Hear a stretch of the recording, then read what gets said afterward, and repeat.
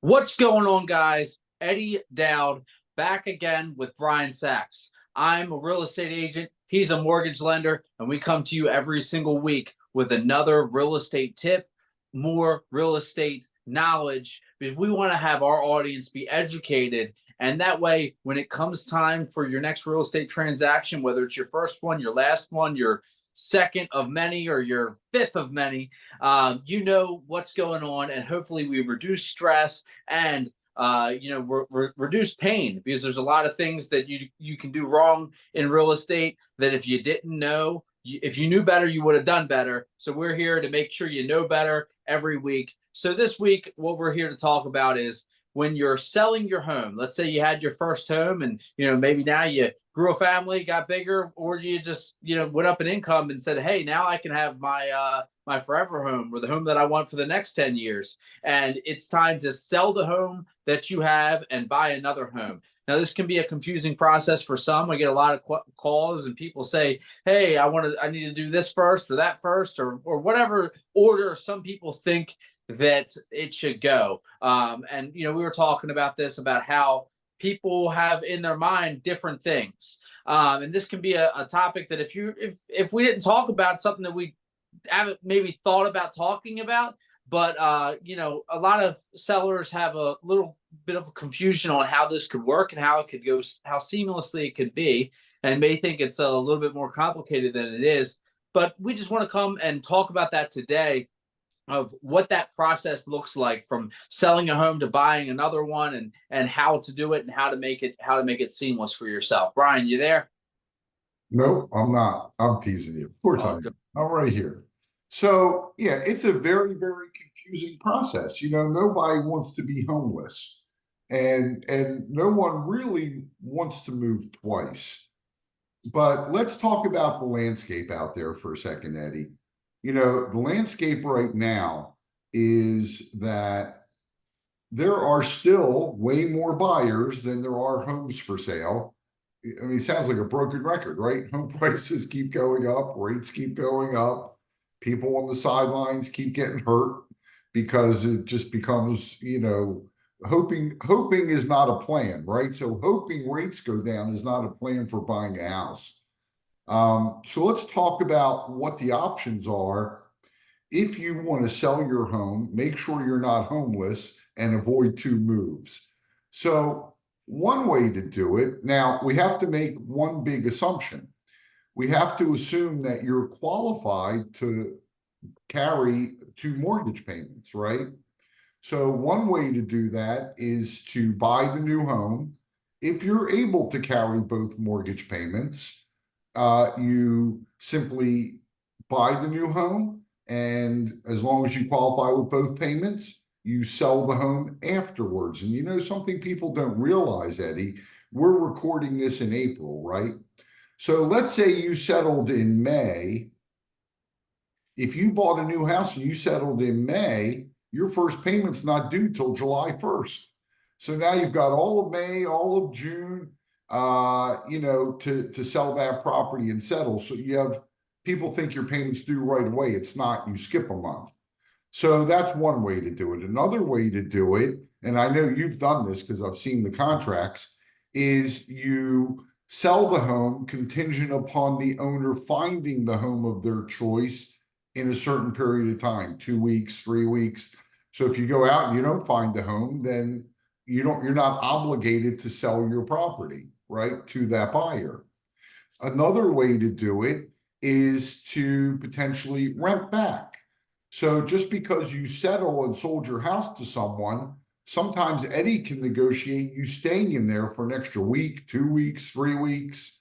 The bottom line is, if you don't know or are concerned, which rightfully so, right? Nobody again wants to be homeless or out on the street or moving twice.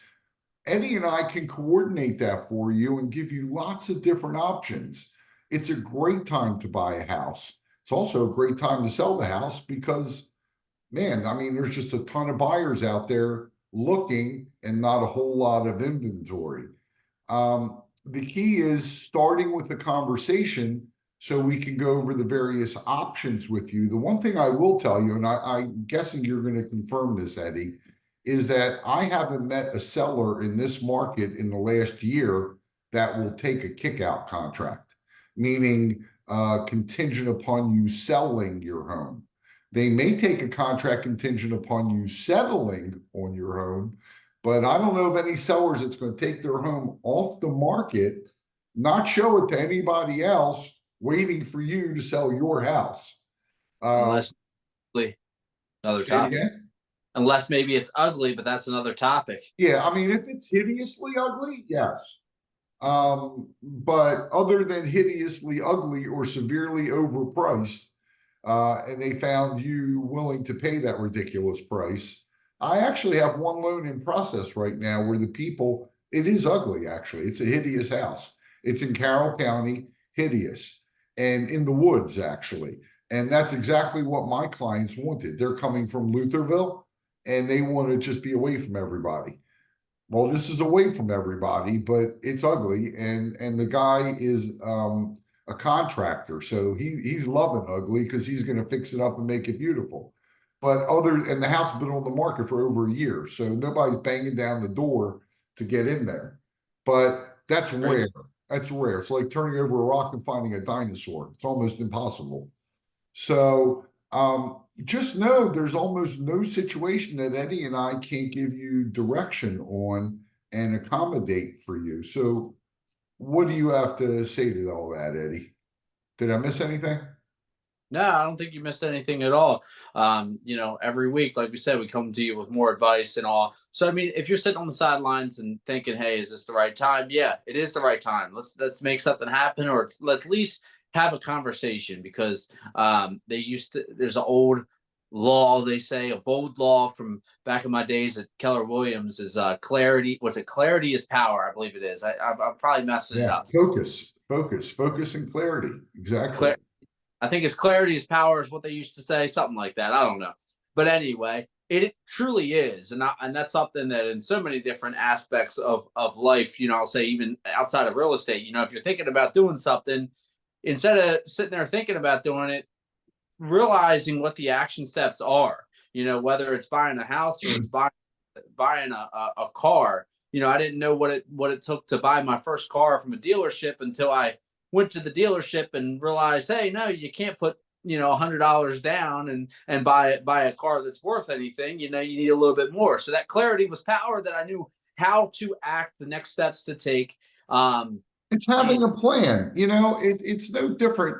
If I tell you, if I tell you, Eddie, go to Timbuktu, and if you get there by 1 o'clock, I'm going to give you $1 million, right? Well, you got to have a map. You got to know where Timbuktu is, and you got to know, did you make a right? Did you make a left? You on the right highway, the wrong highway? Should you have gotten off at that ramp instead of this ramp? Folks, that's what this is. Eddie and I are here to give you that roadmap.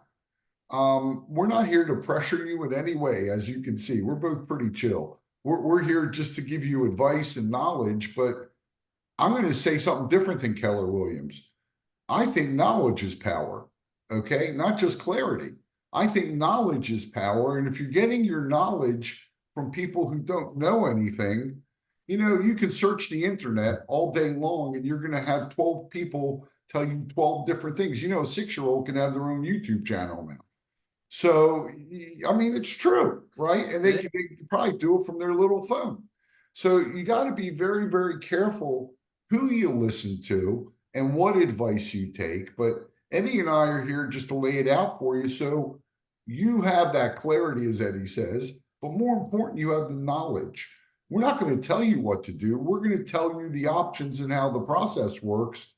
And then you figure out what your best path is. We'll help, we'll hold your hand, right, and get you there. But it's your path. And you're at the end of the day the one making the payments, and you're the one living in the house. So it's our job just to empower you with the knowledge so you can make the right decisions. If you don't have all the facts, it's impossible to make the right decisions. And as much as I love our podcast, YouTube video podcast here, just be careful because I'm telling you, there's a ton of knuckleheads. I've been in the business 38 years. Eddie's been in the business 10 years plus, right? And you have people that just started yesterday and they're giving advice because their manager told them go make a YouTube video, but they don't even know what the hell they're talking about. So they may look good, they might even sound good, but you just have to be careful. So I'm sorry I went on a rant, but that's been bothering me. I've been seeing all kinds of stupid videos where people giving really, really, really bad advice, like almost dangerous advice. Yeah, we talked about the one video, not that was maybe about a month ago. We showed Yeah, a video somebody sent to me and said, "Hey, what do you think about this?" And we kind of broke that down and beat that guy up a little bit. So maybe yeah. we'll have to dive into that. Maybe we'll find some other videos Oh, there's and no shortage of knuckleheads. yeah, So, I mean, we could spend hours doing that. Maybe we'll have I got, knuckle how about this? Mortgage morons. mortgage morons. And on this day of mortgage morons, let us know what you think about that in the comments. Though mortgage moron idea for a show, an addition. We could spice it up a little bit. Mortgage morons for the month of May. May. May is May. mortgage moron month. We might have to think about that. There you go. Coming out in May. We're in May now, so I got you. rest of May could be mortgage morons. We'll think about that. Let us know what you think about that idea, but also let us know what you think about the idea of getting $2,000 towards the purchase of your next home. So you can. I'm talking about the home funded. If you know what I'm talking about, maybe I just need to talk about the $2,000. How would you like to have $2,000? I would. For the purchase of your house. Okay. There's a link below. All you got to do is click on the link, put in your information, fill it out, and start putting a little bit of money in there. If you're thinking about buying a home, have your friends, have your family put it in there because everybody says, "Hey, my grandmother's going to give me a little bit of money. My uncle's going to give me a little bit of money." There's paperwork and everything that needs to be filled out. We can talk about that, and this kind of makes it a lot easier on you. Definitely makes it, not just kind of makes it a lot easier on you. So fill out the home funded, have a little bit of money in there. CMG is going to give you $2,000 to go towards your purchase of your next home. You purchase CMG, use the home funded, it's going to go towards it. So free money sitting there waiting. If you're thinking about buying a home, click the link, fill it out.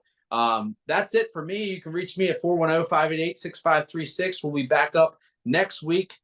Brian, how can they reach you? 443-471-8557. If you've seen any videos with mortgage morons, let me know and we'll tell you what the real truth is. Thanks again, everybody, and we'll see you next week. Awesome. See you guys next week.